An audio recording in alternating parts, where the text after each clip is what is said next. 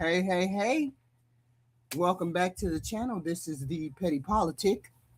I appreciate you showing up. Hello, hello. So today we talking about Jared Kushner and the Albania scandal. You know what's amazing to me? How America keeps pretending corruption only exists when somebody slides cash into a brown paper bag under the table. That's the old corruption method.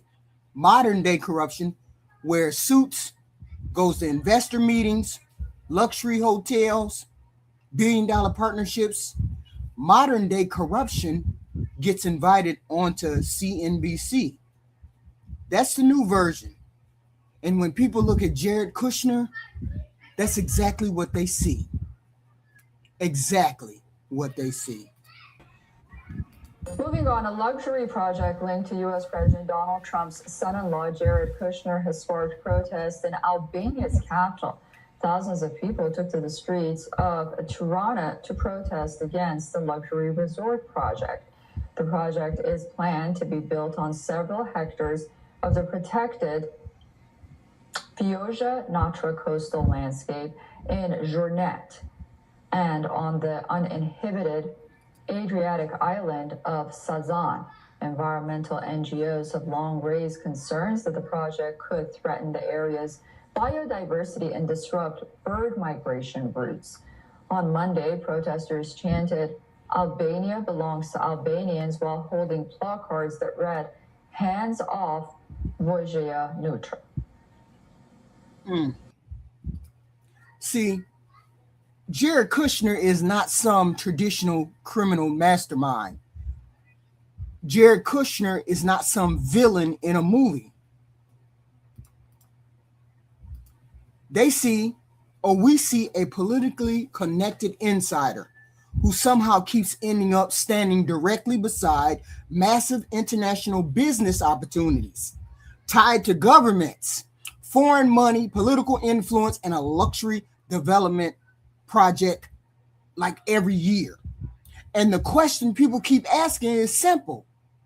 Would any of this exist if this man wasn't Donald Trump's son-in-law? Because that is the entire story right there. Not one island, not one hotel, not one deal, the entire thing. And now Albania has become the latest explosion in that ecosystem that he surrounds himself in, because thousands of people there believe wealthy foreign elites are trying to turn nationally significant land into a $1 billion Playboy playground while local citizens get pushed aside. And honestly, I understand why they're angry, because when regular people hear billionaires casually talking about discovering islands where families already live and where national history already exists, it starts sounding like less and less of an investment and more of an entitlement. That's the problem, the entitlement, because rich political families have gotten so used to access that they move around the world assuming everything eventually belongs to them. This is a beautiful coastline, investment opportunity, historical landmark, investment opportunity, luxury redevelopment, protected environmental area, resort property. That's how people see this.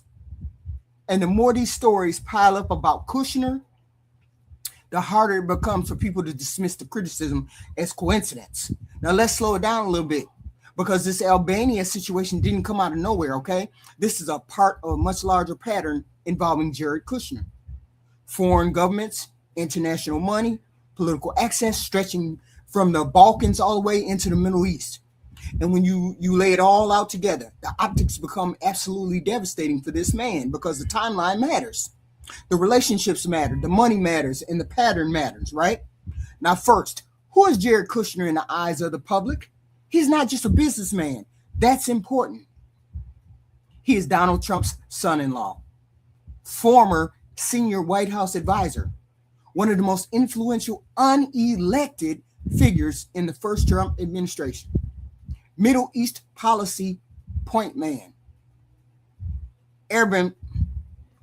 hate that word. Abraham Accords, foreign negotiations, direct relationships with GOAT leadership. That matters because after leaving government, Kushner didn't go become a math teacher somewhere. He immediately entered global finance and international development at an elite level. That's what raised eyebrows, because most people leave government and go find a consulting job or something like that.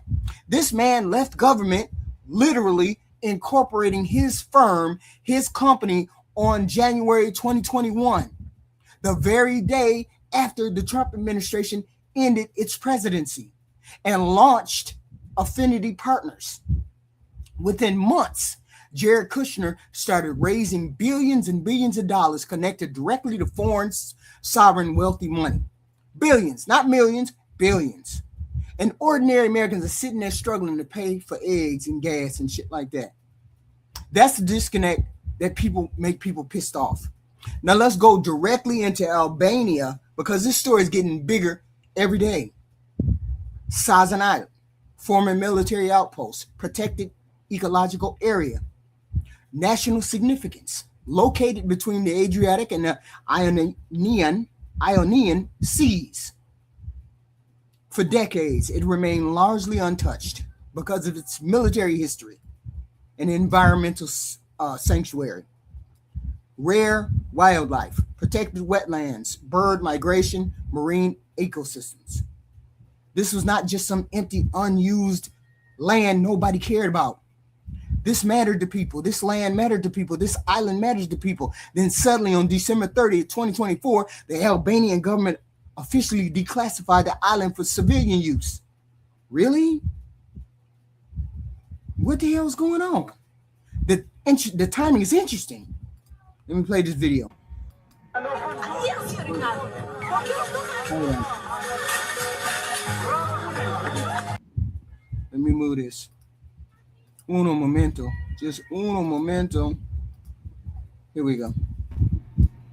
All right. Oh. Move this.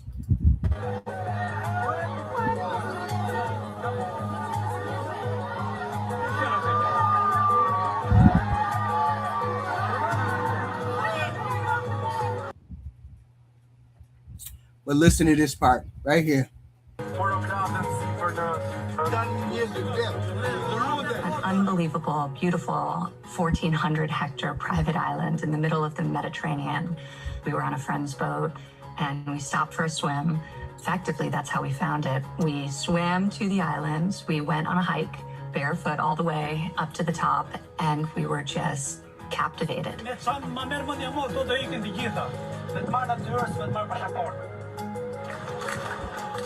So apparently they were on some kind of vacation. And it just got discovered.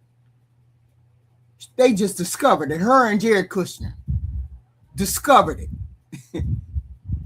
The Albanian government officially declassified the island for civilian use. Then almost immediately afterward, the Kushner-linked entity called the Atlantic Incubation Partners, LLC, partnering with Kushner's Affinity Partnerships and the ultra-luxurious Amman Resorts, was granted strategic investor status for this island, supposed discovered island that Ivanka is talking about. They locked in priority access to fast-track permits for a staggering $1.4 billion luxury resort proposal. $1.4 billion they got to build a luxury resort on that island. Because this is where ordinary people start to roll their eyes right here. Funny how governments suddenly move quickly when billionaires show up. Suddenly, all that red tape don't mean jack shit. You can do it now. It doesn't matter. Funny how environmental protections suddenly become flexible for the rich people. In fact, Albania recently altered its laws regarding protected areas to allow exactly this type of high-end construction near this ecological zone. Funny how bureaucracy suddenly disappears Regular citizens can't get potholes fixed on their street for 6 months, but billionaire political families like the Trumps, the Kushners, whole islands suddenly become available for their use. It's an amazing country, amazing world, and the project itself, massive luxury tourism development.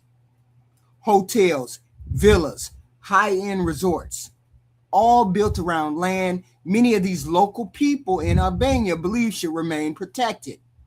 Then Ivanka Trump made the situation dramatically worse with her comments about discovering the island while out boating. Now, maybe to wealthy elite people, that sounds charming. To Albanians, it sounds arrogant as hell. Because imagine somebody showing up to your homeland talking like they just found, I don't know, Wakanda or some shit. Families there got generations and generations of history tied to that coastline, tied to that island. And billionaires arrive on yachts talking about, we discovered this magical private island. Baby, the people already there discovered it centuries ago. That's why protests exploded in Albania. Not just because of the development, because of what the development represents. Outsider elites, political access, foreign money, government favoritism, loss of public control. That's what people are reacting to over in Albania. Then reports come out about security fencing blocking local access to the nearby coastal areas. I guess they must have been on the beach or whatever. I'm not really sure about what this island entails. So videos started circulating about the island. Activists clashing with the guards, national outrage, and eventually thousands flooded the streets of Tirana demanding answers from Prime Minister Rama's government. Now here's where things get serious about it, because Albania's anti-corruption agency, SPAK, SPAK, Special Anti-Corruption Structure, officially opened an inquiry into whether environmental protections and legal frameworks were manipulated behind closed doors, specifically to facilitate this Kushner project. That matters because now we're not just talking about public anger, we're talking about criminal investigation. And this is where Kushner's defenders run into a problem, because Albania is not an isolated case. This has happened before. Now we move on to Serbia. And this is where the pattern becomes impossible. The Kushner pattern becomes impossible because Kushner pursued another highly controversial luxury redevelopment project there in Serbia too.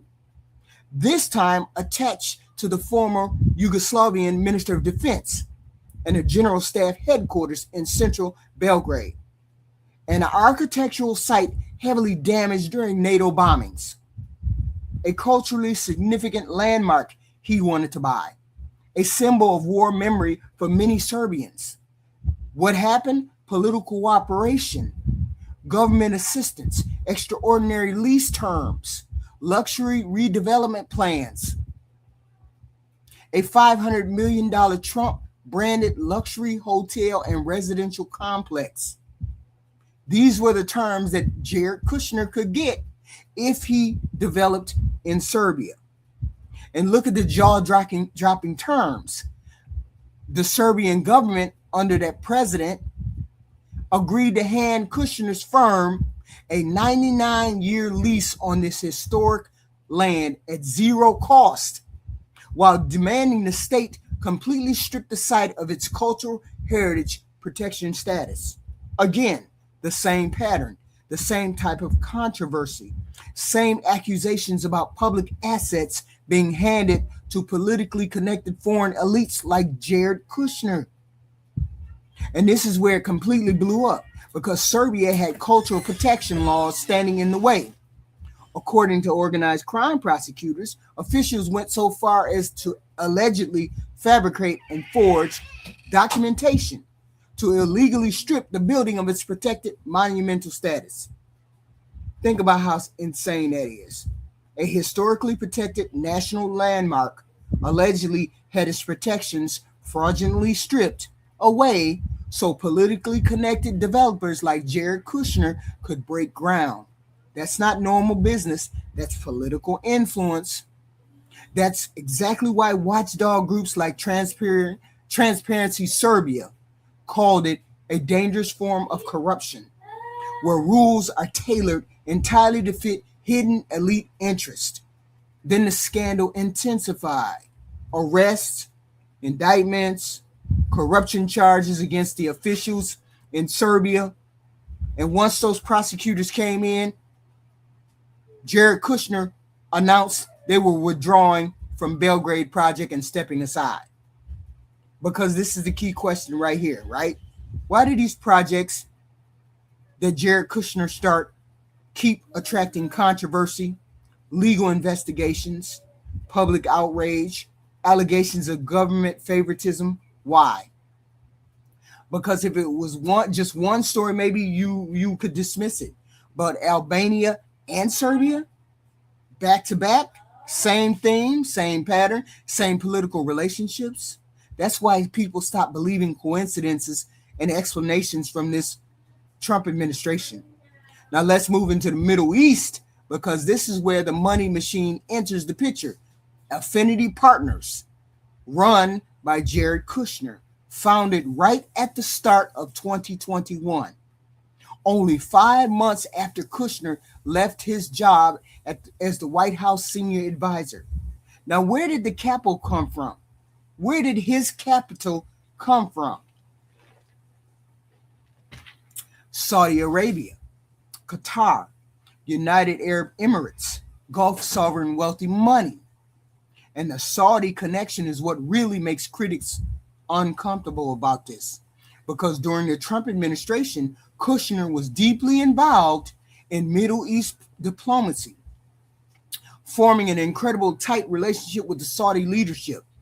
Then afterward, Saudi Arabia's Public Investment Fund, the PIF, committed a staggering $2 billion to Kushner's firm, to his company. $2 billion. And here's the kicker in the pants. The U.S. Senate Finance Committee investigation exposed the Saudis' Public Investment Fund, internal 4-member corporate investment committee explicitly voted against investing with Kushner. They formally stated that his management team was inexperienced, that their operations were unsatisfactory in all aspects, and that the fees were excessive. But the Crown Prince, what's his name, MBS, he personally stepped in, overruled his own financial experts, and handed Kushner $2 billion anyway.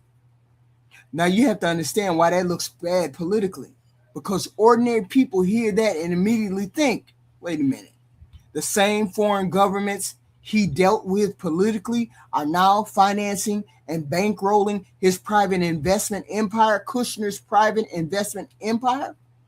That's the perception issue. And perception matters in this government that has ethics. Even if nothing illegal happened, Americans are still allowed to ask, why does this look so bad? Because this is exactly why public trust keeps collapsing. By the end of 2024, congressional investigations revealed that Affinity Partners, Kushner's company, had collected roughly $157 million in pure management fees from foreign investors, including $87 million paid directly by the Saudi government, all while generating zero return on investment for its clients and failing to deploy the vast majority of that capital. That's wild. Think about the math, though. Because Kushner is the sole owner of Affinity. Sole owner. He pulls in tens of millions of dollars a year just for holding the money. Regular people believe there's an elite global networking system ordinary citizens can never access. And honestly, stories like this reinforce that belief. You can't tell struggling Americans, pull yourself up by your bootstraps while politically connected families move billions of dollars across international power circles like they're ordering Uber Eats. Let me play this video from Congress. Let's talk about naked, open, brazen corruption. The Trump administration is guided and shaped by it, emboldened by what they can get away with, while the American taxpayer watches their own hard-earned paycheck siphoned away by ever-growing gas prices, groceries, rent, and healthcare. All the while, Donald Trump flaunts his White House ballroom and D.C. arch with displays of nauseating corruption for his billionaire buddies in broad daylight. Take Jared Kushner, Donald Trump's son-in-law, a man with no meaningful political, diplomatic, or civil service experience who was handed sweeping authority during the first Trump administration over Middle East policy and sent across the world to represent the United States. At the same time, his family's real estate empire in New York was in trouble after years of mismanagement and actively seeking foreign investment. Ladies and gentlemen, he sure found it. Kushner was shaping U.S. foreign policy while simultaneously building relationships with foreign leaders that would later become financially valuable to him, personally. He was acting as a diplomat for himself at the expense of America's interests abroad and our national security. Kushner communicated directly with wealthy, high-ranking officials like Saudi Crown Prince Mohammed bin Salman, using unsecured and unauthorized channels like WhatsApp, with limited or no transparency and record keeping regarding these official and ethically dubious conversations. Nothing has changed since the first Trump administration. In fact, it has only gotten worse. They no longer even pretend to hide it. While Kushner and Trump ally and billionaire friend Steve Witkoff meet with Gulf countries about matters pertaining to U.S. national security, they are also directly involved with selling massive billion-dollar deals to friends and family of the president. It's the largest corruption scandal ever seen in the United States, leading back directly to Donald Trump, members of his family, and top administration officials. We're not blind. We're not blind. Kushner reportedly remains active in back-channel discussions involving Middle East diplomacy and negotiations despite these massive overlapping financial conflict of interest relationships. Again, you don't have to scream criminal conspiracy. You just have to acknowledge how dangerous these optics are. And this is the broader issue America keeps avoiding. We have normalized this political dynasty that monetizes their influence. That's what this really is. Influence monetization. And both parties have versions of it. I get it. But because Trump sold himself as the anti-corruption outsider who would drain the swamp, stories like this hit especially hard because critics look at it this way.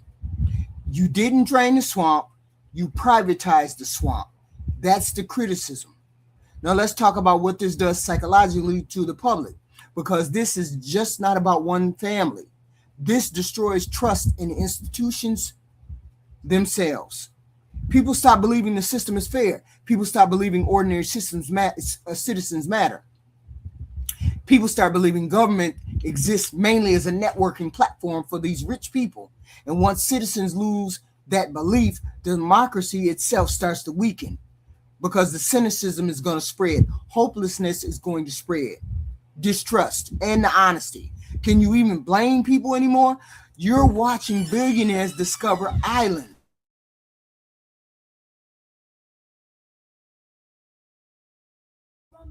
Out.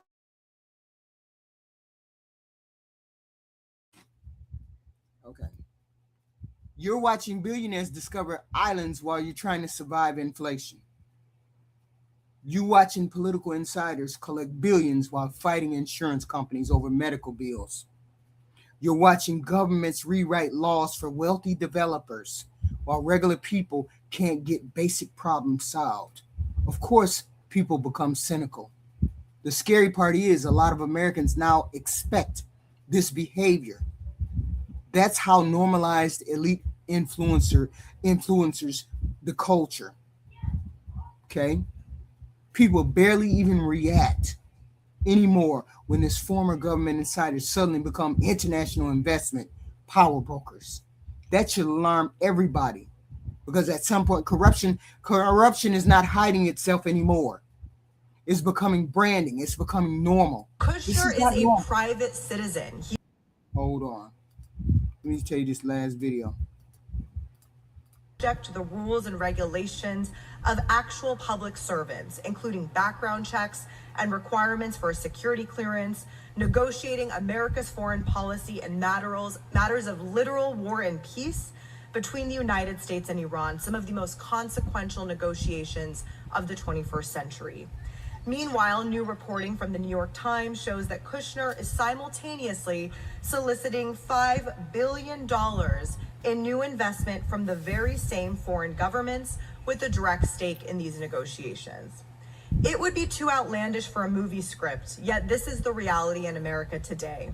An elite ruling class which makes policy decisions based on how it will affect their personal bottom line, and using taxpayer-funded government to get rich at our expense.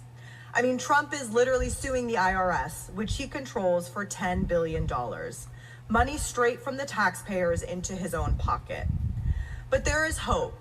All across the world, people are organizing and uniting against corrupt leaders who view government as a tool to enrich themselves and their friends. In Hungary, after 16 years of democratic backsliding and a state molded into a piggy bank for the elite, a broad coalition defeated Viktor Orban, despite him literally doing everything he could to rig the system in his own favor. Hungary shows us that there is a path forward. Follow the money, take no vote for granted, and make corruption shameful again. When Democrats take back the House in November. So, and what's happening in Albania? What's happening in Albania right now matters because people there are finally pushing back publicly against this entire global elite model. That's why those protests are very important. This is not just anti-tourism. This is citizens saying our country is not your investment toy. That's the real message that they're trying to send to the Kushners of the world. And I see a lot of people around the world are starting to feel the exactly same way, right? It's like, this is your playground, but other people live here. You just can't do and say and buy whatever you all want to. So Kushner is enriching himself through his global ties, through the president's ties. People are just giving him money, giving him island, giving him access without having any kind of experience before 2021. What did he do? What was so amazing that he would be afforded billions of dollars in money for investment after starting his company in 2021? The company has only been up and running in the last 5 years. What has this man done that would afford him to get billions of dollars? He's only been given this access because he's the president's son-in-law. That doesn't mean that he is business savvy or anything else, because he would have been more successful before this, before he started this affinity partnership. Why wasn't he a businessman like that, a billion-dollar businessman before that? So they're taking advantage of the access to the president to make billions and billions of dollars. And the conflict of interest, be damned. They don't care about the conflict of interest. All they care about is making as much money as they can while this president is president. Okay? And Jared Kushner, I'm going to look into him again. I'm going to see, what did he do before he became the president? What did he do before they got into the White House? What was his specialty? Was he was he an elite businessman then? Or did he just become an elite businessman when President Trump got in office, right after the president left the office? But he used his influence and he used his relationship to get all of this access. So let's see exactly what's going on. But I know for a fact that Albanian people are not having them coming and invading that private island and disrupting that ecosystem that's going on there. People just don't like it. and they're letting people know that they don't like it. So if you like my commentary, please like, share, and subscribe. I'm here every Monday through Thursday at 10 p.m. with whatever story I might come across or like. Please hit the like, share, and subscribe. And I will see you in the next video, which will be tomorrow. And who knows what that subject will be. This was an interesting subject about Jared Kushner. I don't know where this $1 billion investment will take him, but he wasn't on the scene like that before President Trump became president. So let's see where all of this money grab goes for this family. And I'll see you in the next video, guys. I'll definitely see you in the next video.